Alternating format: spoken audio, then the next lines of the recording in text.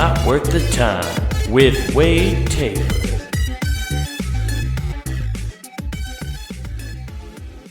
What's up, everybody? Welcome back to Not Worth the Time, the last one of 2021. Man, I was hoping I would hit 100 episodes somehow this year. You think, and I probably would have if I'd done the things I was supposed to this year, do it right. But, a couple of those times where I skipped a week here and there and got off a different schedule. Yeah. But I got to do that. Keep you guys on your toes, And I keep you on your toes, like the fact that I'm drinking a seltzer right now, like a alcoholic seltzer. And I don't care who knows it. Refreshing. Delicious. I love a beer. Dude, don't get me wrong. I went fucking hard on Friday night, man. I haven't been drunk in a minute. I haven't been drinking. Cut back on the booze quite a bit. I got a hair in my mouth right here. That's why I made that weird face there. That's fucking gross. Anyway, you ever get a beard hair in your fucking mouth? Half the people, actually everybody who listens to this podcast is all dudes. Most of them anyway. You ever get a beard hair in your mouth? Ladies have probably gotten a beard hair in the mouth. It's very coarse and very thick. And it's not good. It's an annoyance. It's an immediate fucking thing in your mouth that you're like, yep, that's there. It's there, and now I can't not feel it in my mouth. Anyway, I think I'll get it out as I talk. I'm just going to keep pushing it forward. Or I'll swallow it. I'll swig it down with a seltzer, because seltzer can wash down anything. Beard hair and seltzer, right where it's at, That is a sorority girls' Friday night meal. Just a beard and some seltzer. Anywho, I don't even remember what the fuck I was talking about. I got a beard hair in my fucking thing, and it just threw off my whole groove, dude. Fuck. What was it? Oh, I got a little drunk on Friday. That's right. I'm drinking the seltzer. But I bought a six-pack of High Life. The classic. The classic. But I did a thing. I don't know if I've ever talked about them on this podcast, but it's one of my favorite things you can do. I call it, I shouldn't say I call it, my friend Courtney, who introduced these to me, called it a man beer. And it's pretty simple. You just take a couple swigs out of your 16-ounce can of whatever your booze you're drinking out of, whatever burr you got on hand, and then you just pour a shot of fucking whiskey into it. Just right on top and swirl around, mix it up, and you got yourself a man beer. So you're drinking a shot every time you're drinking a full 16 ounce of beer, and then you get a shot in there too, so you get a little more fucked up a little faster. It's fun. It's a good time. It sneaks up on you a little more because you're like, man, I only had 4 drinks and 4 shots. You forget about that shot after the second beer with the shot in it. Even though you keep putting it in there. You're the one doing it. Those are some of my favorite memories when I first started drinking. Like in early days of college, me and Courtney, she introduced me to these. We would always meet up at this one bar, get lunch on Mondays, because we always had Mondays off for some reason. Me and her just always had Mondays off. Meet up at this bar, get a burger, have a couple Blue Moons, knock them back, and then we'd go to the local gas station. This is when High Life was like fucking dirt cheap. And I remember for this particular 2 summers, like High Life was doing this like Harley Davidson can. It was like a motorcycle can, and it was this weird design. But I remember we'd go there, we each buy our own 6-pack, and we get a fucking bottle of 10 High whiskey, which is by far one of the worst whiskeys I've had. Still better than Hawkeye whiskey. Don't ever buy that. Don't buy any Hawkeye liquor products ever, okay? It's rubbing alcohol disguised as whatever liquor is on the bottle. It is god-awful. Like, I can't scientifically prove it, but that alcohol is somehow worse for you than any other alcohol. I'm stating it right here. Hawkeye Liquor Company, you got some fucking explaining to do. Eventually, there should be lawsuits on you. I don't know what your liquor's doing to people, but it's tearing them up inside. But then we'd go back to her place, and we'd stoop. That's the move. Stooping is the best. Like, forget fucking back porch sitting like Alan Jackson. Forget hanging on the block with your homies and Jennifer from the block. You don't want to hang out with Jenny from the block anyway. She's still good looking and stuff like that. But Jenny was never a good hang, okay? Let's be real. No, it's all about stooping. Hey Arnold, stoop kid never leaves a stoop, and we didn't leave that stoop. We'd sit out there, we'd fucking drink our man beers, smoke cigarettes, listen to Every Time I Die, and make fun of people who walked by the fucking stoop. That's the game. That was the fucking best summers. And you know what? I'm glad I look back at those days very fondly, and I always go, man, you know what? Those were the best days. Those were fucking fantastic days. Just doing that every day every Monday. That was the big thing to look forward to. Fucking loved it, and I knew it at the time. I was like, man, this is peak. This is where it's at. So I went back to that mindset on Friday, and it was good. I had a great time fucking Friday. And then Saturday, had the secret show. Ooh, secret show. Yeah, I got randomly asked to fill in on the show. Thanks to my buddy AJ Simmons and the No Sleep Podcast boys, Toll McGrain and Alex Carter. Thanks for letting me be on that. It was a lot of fun, man. It was nice to do a show. I haven't got to do a show since like October. And so it was fun to perform in front of an audience who came to do comedy and not sit at an open mic and bomb my fucking ass off. So, because that's what comedy is, guys. You bomb at every open mic you go to, and you just go, man, all these jokes suck. Then somebody puts you on a show, and you're like, well, all my jokes suck, so I got to figure out which one of these jokes all suck the least and build a set, and then go to that show, and then you remember, oh, yeah, these people actually aren't cynical because they're not all comics just listening to you talk. Yeah, it's a good time. It was a great time, though. It was in the Beechwood basement, which is always a great little venue. It's fucking fun as hell. Everything was great. It was just a fantastic weekend all the way around. You know, it's great. And now we're here, guys. It's Monday, and it's the goddamn Christmas week. Who's all scrambling to get Christmas gifts? I'm not scrambling. I have them all. I'm just lazy and haven't wrapped any of them. So I gotta throw that down and get ready for them. The old baby Jesus' birthday. We gotta make sure we celebrate him and commend him the right way that he wishes to be commended. I had somebody the other day actually bring this up. They were, and speaking of baby Jesus anyway, and I wanted to talk about this because I don't know the answer, and I think it's something that is a rounded discussion. But they got a new tablet from somebody. They bought it secondhand, you know, and when they got the tablet, the person didn't wipe everything off, you know. They cleared it as much as they could, you know. They got all their personal information off, all that kind of stuff. But they left some apps on there, and one of them happened to be the Bible app. If you don't know, you can just download the Bible and have it right there on your tablet, guys, which you should if you're God-fearing Christians. You know, it's actually a solid way. This is for all the youngins out there with good Christian parents. If you're looking at porn, this is what you got to do. You know about it. You have a second screen up if you're looking at porn on your tablet. You just got to have that up so you can switch over to the Bible and be like, what are you doing? Oh, I'm reading the Bible.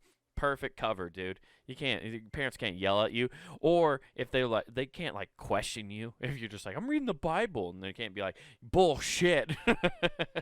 Call your bluff. Did they come over and they see you're in fucking Revelations? It's still the Bible. Yeah, I know it's the bad part, but at least this is the most interesting part of this book. Is the part where everything ends.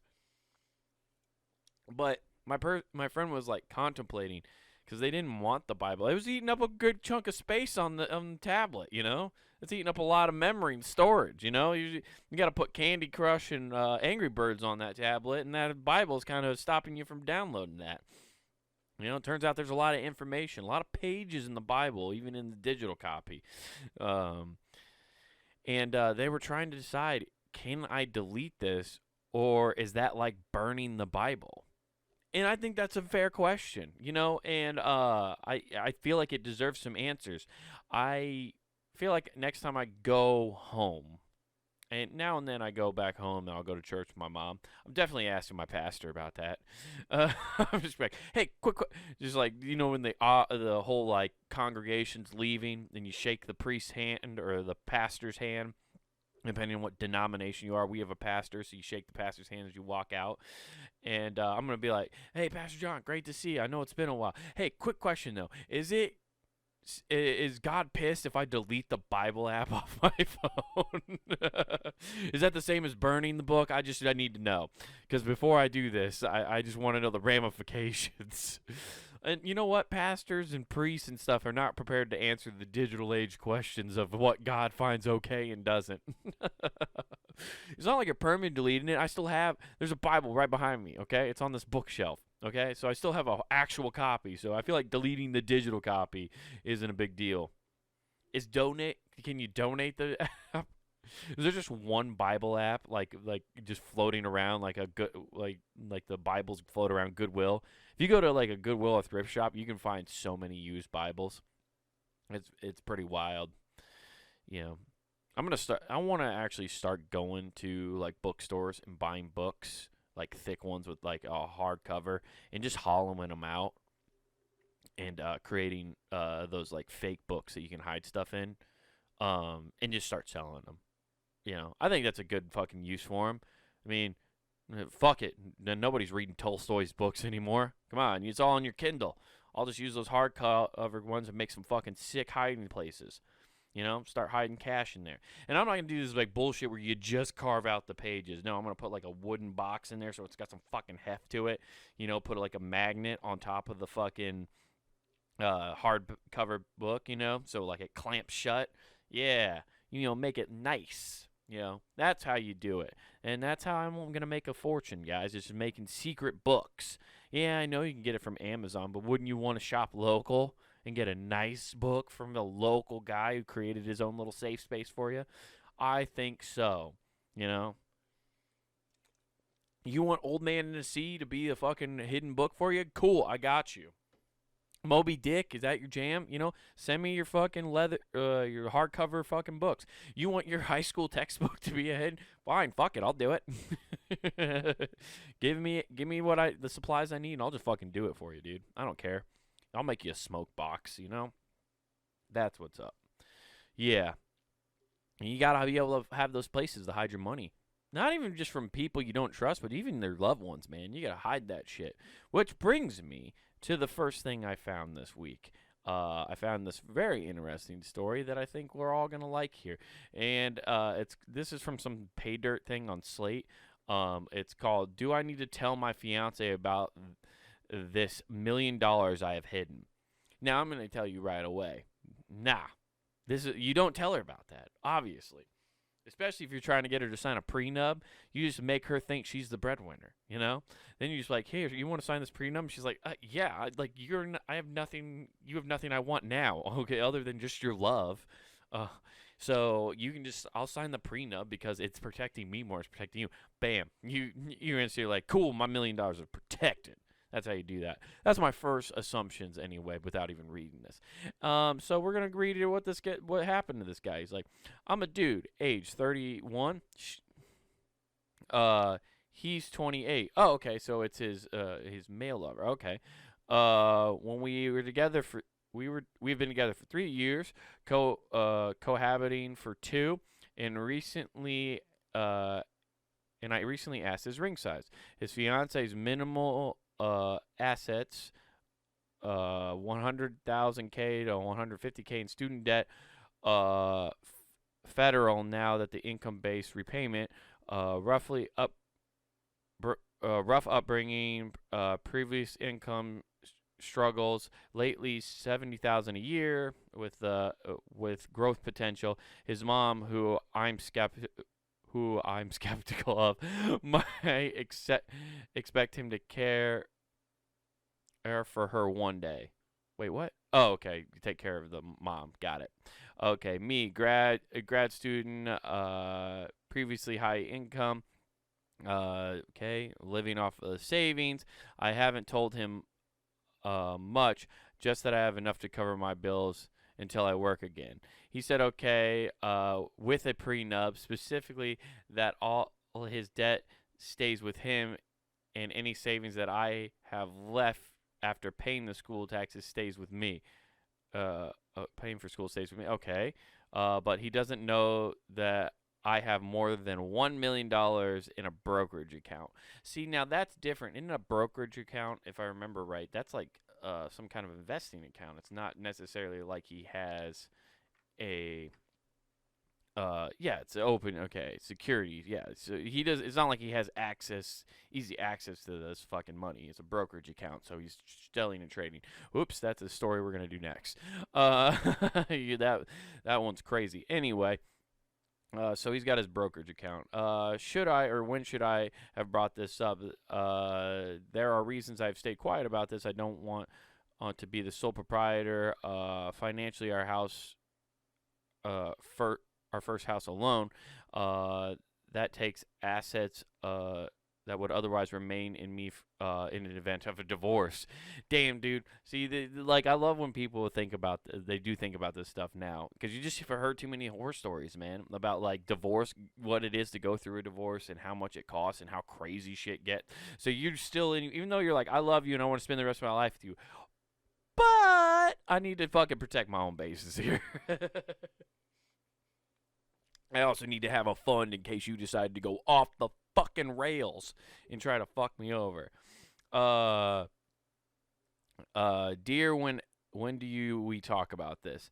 You have to talk about this now if you're planning to get married, not because it will change things between you, because failure to disclose something that could meaningfully shape the decision of your lives will erode trust between you, and that's a fair point.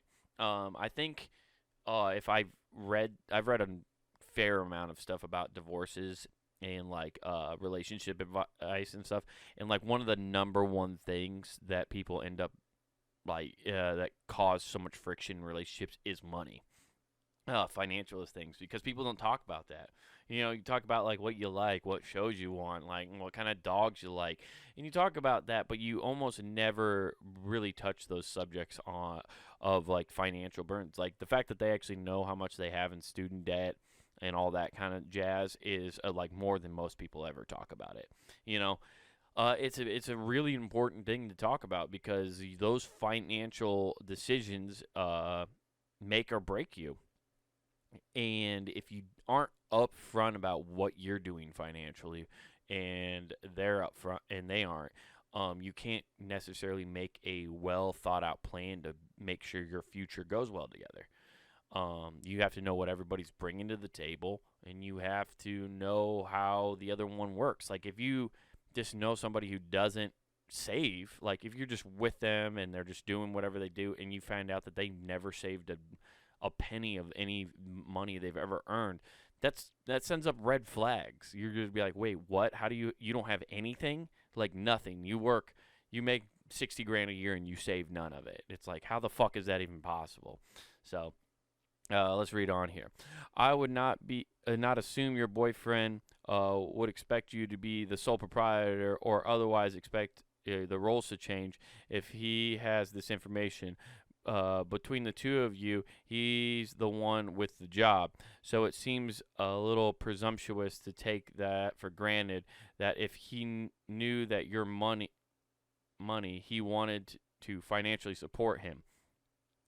He may, in fact, the idea insulting, especially if he puts himself through school after what you characterize as a rough upbringing. Yeah, that's true.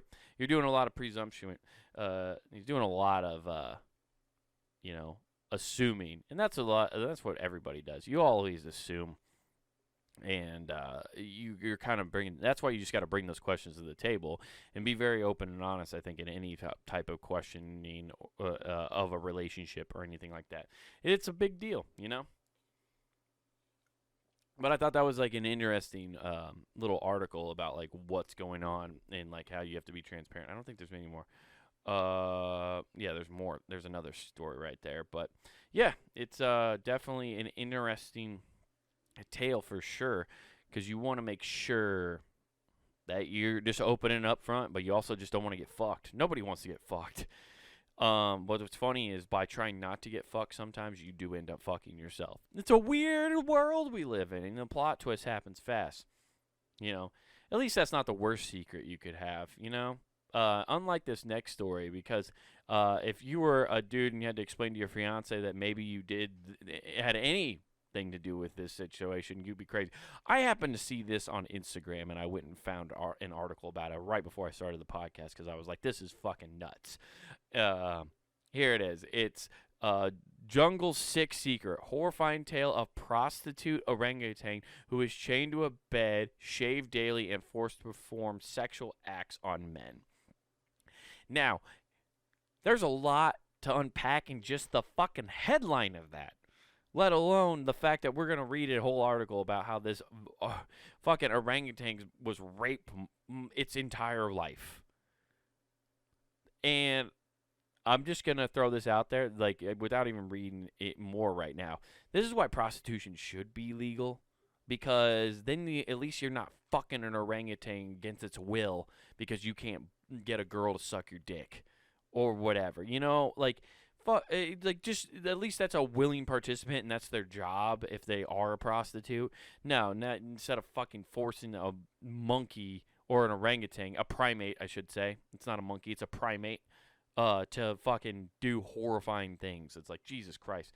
And this is in Indonesia, by the way. So that's this didn't happen here in the United States, thank God. Although this would be a Florida man situation if I've ever heard one, or some like deep California, like redneck California shit, you know. But I think California has some really strict laws when it comes to like harboring animals that are like zoo animals. So I think Florida obviously lacks a lot. That's why the Tiger King hangs out there. Well, he hung out in Oklahoma. You know what the fuck I'm saying. Anyway, men working in a nearby palm oil farm in Borneo, I think is how you say that, would come to the brothel and pay a couple quid to have sex with a prostitute or horrifyingly with her. Okay. Oh, man. She's chained up to a fucking bed. Jesus Christ. Okay. Knowing what was expected, Pony, which is the name of the orangutan, would gyrate her hips when the punter came to the door before being raped by men twice the size of her, who paid the owner for the experience. Jesus fucking Christ, man. Stolen from her mom as a baby, the gentle ape's entire body was shaved every other day. God damn it. That's such a weird sentence. You read that. Stolen from her mom as a baby, the gentle ape entire body was shaved every other day. There is so much to unpack in that. First of all, how the fuck does that orangutan, like, they have to sedate it or something, right? They're probably sedating it to begin with, that, like, the first few times they fucking did this. Because there's no way that ape doesn't fucking, like, punch you in the face if you try to take a razor blade to it or cover it in shaving cream. You know what I mean? Like, although they're probably, like, if this is trafficking a animal for sex, they definitely probably just knock it out. They're not buying any anesthetics, I guess. But anyway, leaving her skin irritated, covered in sores, prone to mosquito bites. She was taught to perform sexual acts. Jesus Christ. This is the darkest Ringling Brothers circus of all time. Good God, man. By the way, do you think when here's a question for you. Do you think when the circus first started, like Ringling Brothers and all those guys started, Barnum and Bailey's and shit, started doing their circus, because they were all like, they're carnies, they're circus freaks. It's not like they were getting, performing, hanging out, having a good time, and then going out to the bars, and people were like, oh, we saw your show, it's great, and then they're getting laid because, the freak show. Somebody was fucking animals back then, for sure, during those carnivals, and that's probably running rampant through the communities. These are the descendants of that. Not saying it's okay, but it's definitely the descendants of carnies way back in the day. Were definitely fucking some of the animals that they had, okay? That I have no doubt in my mind that was happening. Jesus Christ. The fact that they taught how do you teach an orang? I don't even want to know. Actually, I'm not even going to ask that question. I don't want to know how they do it. That's terrible. It's fucking awful. Anyway, it was heartbreaking story that reported by the Sun online in 2018. Really did shock the world. Thankfully, Pony, now 21. Oh, man, it was an underage orangutan? That's fucking horrible. was rescued by the Bruno Orangutan Survival Foundation and now lives at one of their rehabilitation centers. Well, thank God. But her traumatic past continues to blight her existence, and she has been left unable to live on her own independent sanctuary island. Oh, man. That's heartbreaking. Today, communications with the officer I'm sorry, I can't. Nico uh, Hermanu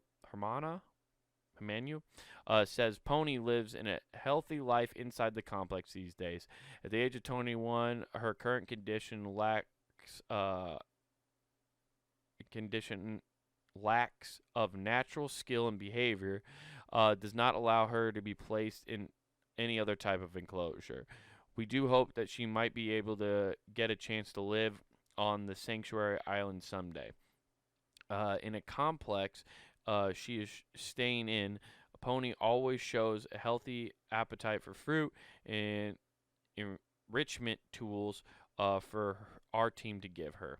The Sun Online previously spoke to the orangutan expert to help rescue and look after Pony. They investigate the illegal ape trafficking trade, where primates are sold up to 10,000 quid. I'm guessing, is that what that is, or pounds? That's pounds, I think. Via the black market. Jesus Christ, dude. How is there sex trafficking for fucking everything?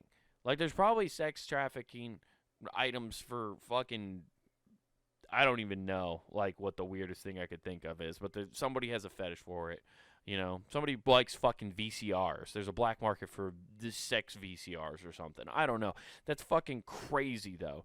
Like, the fact that there is an illegal ape trafficking trade and it's for dudes to bang orangutans is fucking wild. God damn it, dude. Covered in absence in a brothel village. No one knows exactly how long Pony was forced to work as a prostitute before being rescued in the brothel in Indonesia. It took over a decade for Pony to recover from the unimaginable cruelty that she suffered at the brothel in the village. I like how the brothel village. This is a whole village that was just a brothel. There's just that's a carny town with just different animals that people came in and fucked. Jesus Christ. How is this even thought of? Like, how do you wake up one day? And I understand, like, it's Indonesia, it's in a village, maybe it's like poor, this is the only economy they got, but how do you wake up one day, see a baby orangutan being held by its mom, and you go, I bet if I steal that orangutan, I can make it fuck dudes? That is a crazy leap in logic. I just don't understand how that happened. Like, the guy who probably started doing this, like, he saw a video or something. He saw something weird or heard, like, something. Like, you just don't think of that originally, right? Like, that's fucking crazy. A desolate population with local farm workers. Chained to a bed, the men could choose to pay to have sex with her, and she would regularly be shaved, wear perfume and jewelry. Jesus Christ, they even, like, dressed her up? Good God. Oh, okay. Well, goddamn. This is. At least she's doing all right. They got her. Yeah, she's 35 armed police officer rescued her. Jesus Christ. In the end, it took 35 armed police officers to get to the village to hand over Pony. Whoa. Like, man, they did not. The rescue wasn't straightforward. Okay. Damn, those villagers not want to get. They were fucking. She was a fucking treasure to her. God, dude. She was fucking the bee's knees over there. At a point of the rescue, as well as psychological trauma, Pony was in horrific conditions physically, skin infected. She could not stop scratching. I met Pony shortly after she was rescued. Her resilience is amazing. Despite the trauma, she maintained dignity and a sense of humor. She had the best personality and learned how to trust very quickly, despite what she'd been through. Experts think, she's terrified of men. No shit, I wouldn't wonder why. Experts think she's been taken from her mother as an infant. Most orangutans usually stay with their mom until 7 or 11 of their lives. Lone explains the first baby steps were made trust in her new home. We tried to keep men away from her in the enclosure as she was afraid of them. After her quarantine, would take her into the forest with a young orangutan, still only women. Uh, as she improved, male carers were slowly introduced to her. She didn't seem to be afraid of them anymore and is happy to be with the company she could have. Eventually, she would move to one of the islands. Damn. Yeah, dark shit, huh? Who would have thought there's a giant just a giant orangutan sex trafficking ring going on, you know? But also, I guess who would ever thought there was a giant trafficking sex ring in the United States? Oh, there is. What do you know?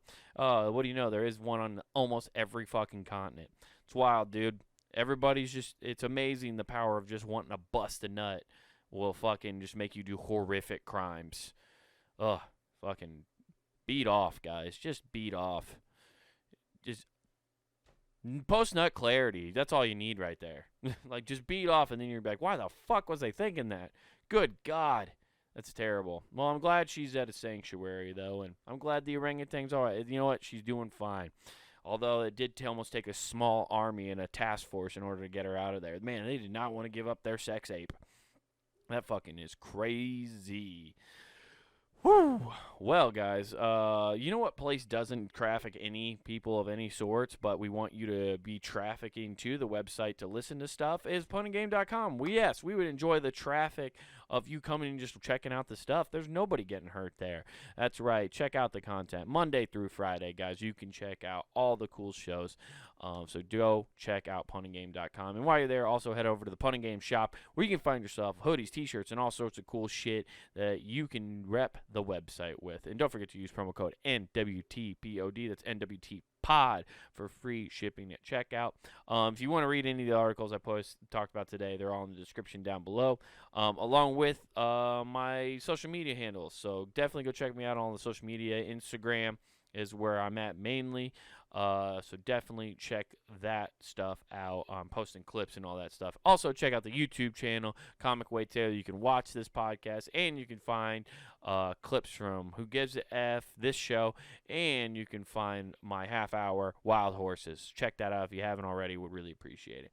Well, guys, that has been not worth the time. Have a happy holiday season. I'll see you guys in the new year. And remember, don't do anything I wouldn't do.